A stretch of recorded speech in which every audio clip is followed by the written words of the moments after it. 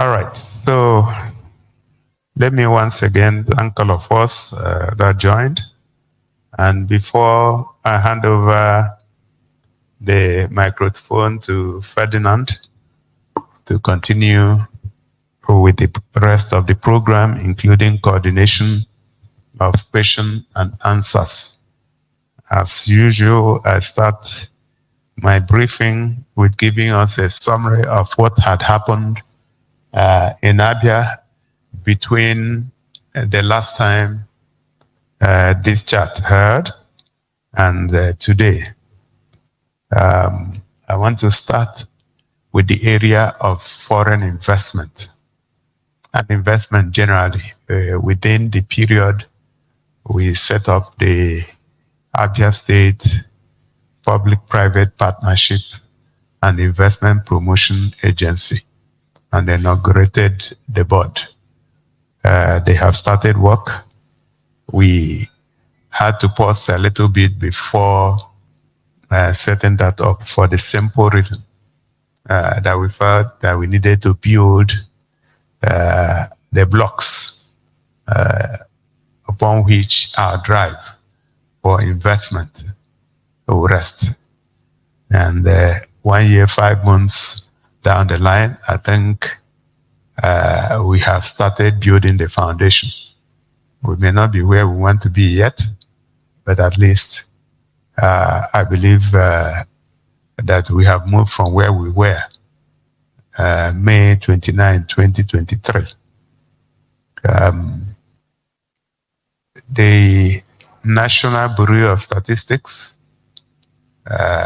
published a report that showed that our state came from about number 27 in terms of attraction of foreign investment to number 3 out of 37, immediately following Lagos and Abuja or FCT. And within the period June 2023 and June 2024, our state attracted almost $151 million, $150.9 million to place third. We have always said that foreign investment, as a matter of fact, investment is not emotional, but rational. So investment and investors don't listen or pay so much attention to platitudes and words. They look at actions. So without any campaign for investment, we have had a lot of people coming to set up their businesses here, and others are in the process of doing so. You would have also noticed that in terms of the prices of real estate. Somebody was telling me that a land he priced some months ago, about a year ago, and should have acquired it for about, I think, 10 million naira. And he waited, and he has gone back there, and the land is now going for 60 million naira. That is to give you an indication of, in spite of inflation and then exchange rates, but then it just shows that value is being created. I believe it was yesterday, and even the day before yesterday, we had teams of investors coming in, one of them led by the leader of OPM in Port Harcourt, Apostle Chibuzogif Chinyere. He led 3 investment groups, one from Italy, another one from Turkey, and yet another one from the US. And they're all interested in investing in Abia State. And we continue to work on the enabling environment to ensure that businesses find our state comfortable. And once businesses find us comfortable, they will come.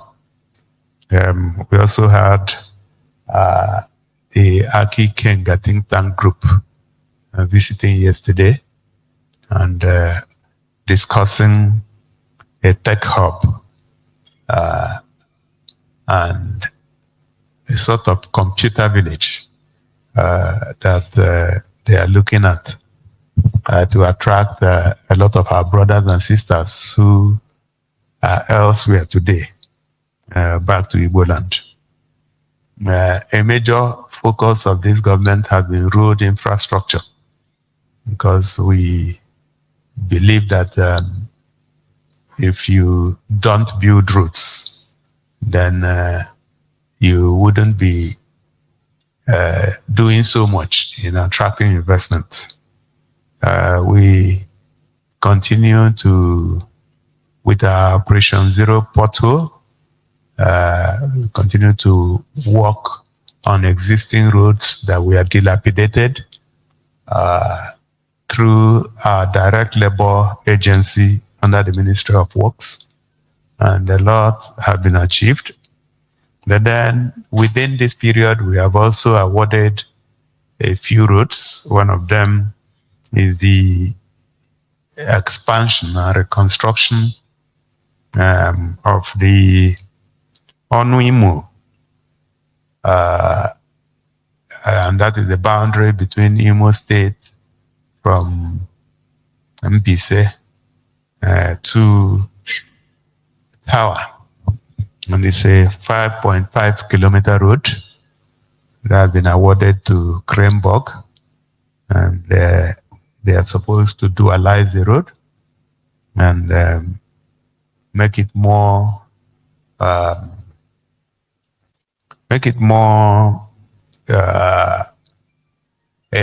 better for road users. And work has started on that.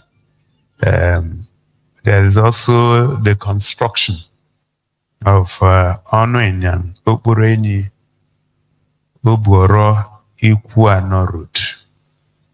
And there are two sections of that road, totaling about 29 kilometers. Work has also started on that. We have also awarded the Ntea Mbose Umuahia road, 11.5 kilometer road in Isialangwa North. We also have awarded the reconstruction of the Obehie, Omudobia, Owaza road. That is in Okwa West, and it's 11.1 kilometers.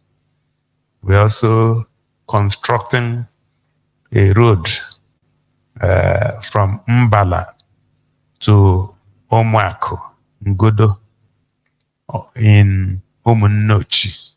And that road is 11.27 kilometers.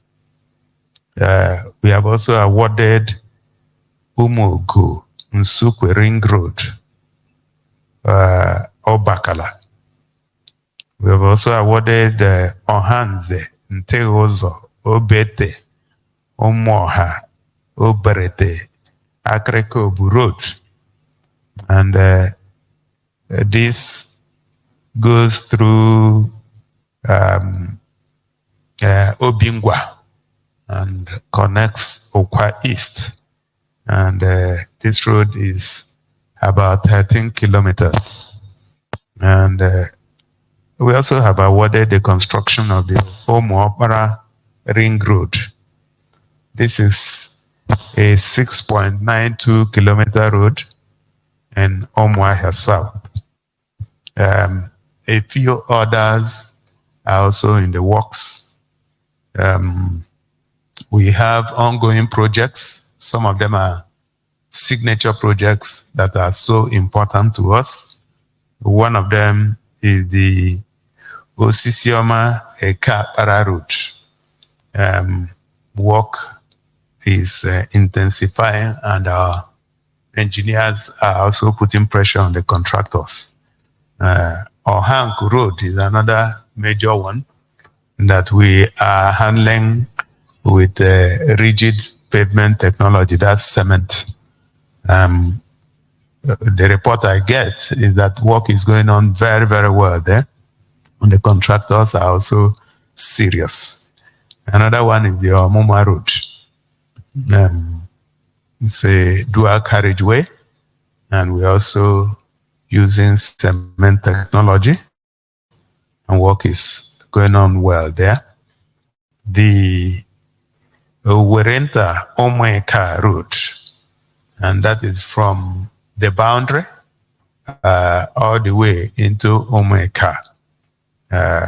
Work is going on there, expansion of the road, dualization, and bringing down some of the properties after compensation would have been paid. Cemetery Phase 2. The road is also going well. I believe that before the end of the year, we will commission it. And of course, the Umuahia, Uzuakole, Abreba, Umuahia Road, that is also going well. The Umuahia Arochukwu Road is also going well. And of course, the Ndiokereke Abam, all the way to Umuahia, that is also going very well. We will not forget Port Harcourt Road. As a matter of fact, the outgoing managing director of Julius Beja came to visit me 2 days ago to introduce his successor, and they already committed that the road will be completed by or before the end of February 2025. So those are going well. In terms of agriculture, the 300 Abia sons and daughters we sent for training, we are just giving instruction that the funds we approved for them be released to them so that they can hit the ground running.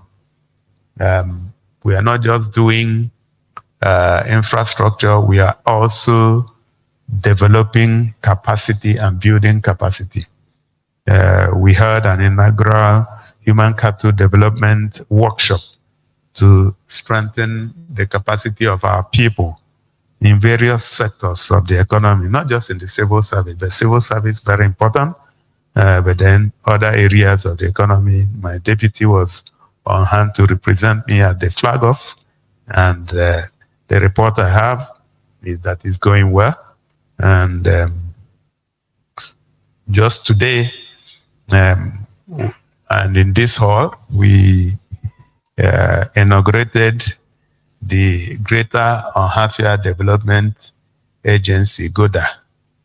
The board was inaugurated with the chairman, Professor Awakalo, Senior Advocate of Nigeria, the General Manager, or Director General, Engineer Obin Nodum, and other board members. We all inaugurated, and shortly after the inauguration, they held their first meeting. So they hit the ground running. And like I had said at the time that I was signing the GODA law, the whole purpose is to ensure even development of the state and complete the tripod of the three parts of Abia.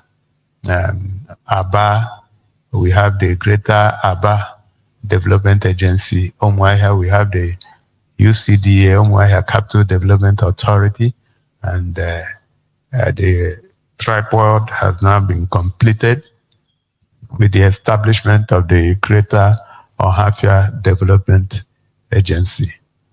I think our people are very excited, particularly about the quality of the board members, and we have no doubt that they are going to deliver. Just last week, we heard the much talked about local government election, and it was seamless. The election was adjourned, one of the freest and fairest elections that had been done in this part of the globe. And I want to congratulate the Abia State Independent Electoral Commission, ABSEC, for a job well done. Congratulate the Ministry and the Commissioner for Local Government and Chieftaincy Affairs for all the support. And thank Abia people for coming out en masse to cast their votes and exercise their right to choose their candidates. You will realize that virtually all the parties, except one or two, participated. And like we had assured our people, their right to choice was protected. And we even had a councillor emerging from one of the local governments where, unfortunately, the party from where the councillor emerged fielded no candidate.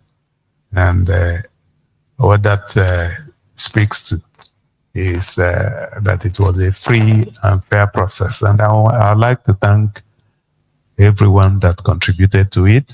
We have had to swear in the mayors and their deputies, the new mayors and their deputies, on Monday. And they've hit the ground running. They've sworn in their councillors, and they've started work. In the next 2 days, I'll be hosting the outgone and the incoming, or the present mayors and their deputies in Umuahia here to thank the ones that had contributed in this past 1 year to move our state forward. Virtually all of them did a fantastic job. We appreciate the job they did. And they set a good foundation upon which the new mayors will just start seamlessly. We continue to make progress in healthcare delivery. I have just signed off on the reconstruction of about 200 primary healthcare centers in the 3 senatorial zones of the state and 17 local governments. Very soon you'll see that work will start in the primary health care centers around you. By the time we are done with the 200, we'll move to the next 200 until we've touched every primary health care center. And at the same time, the 22 secondary health care centers are also receiving attention step by step.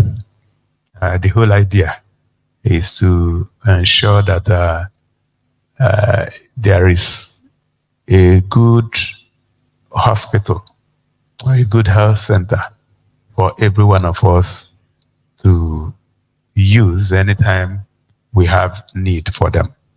We are not stopping at that. We are also working hard to ensure that we attract the right personnel and pay competitive compensation package to all of them. The Honorable Commissioner for Health is working very closely with me on that. I'm also sure that you are aware that by the end of October, like we promised, the new minimum wage came into effect, and we sat down with organized labor and agreed on not just the new minimum wage of 70,000, but the consequential adjustments. And payment was made, I believe, last week. I've received a few reports that there were some errors, some tax computation issues, and I've directed the Accountant General and the Commissioner for Finance to sit down, look at those and correct those errors so that we don't have complaints coming from there. We continue with our efforts to sanitize the civil service. I'm sure you would have had reports about some civil servants who were involved in pension fraud. We tolerance for corruption is zero. And once we got convincing information, we had to arrest the people involved. Unfortunately, some of the vuvuzelas of the opposition, who are so shameless, went on air to castigate the government.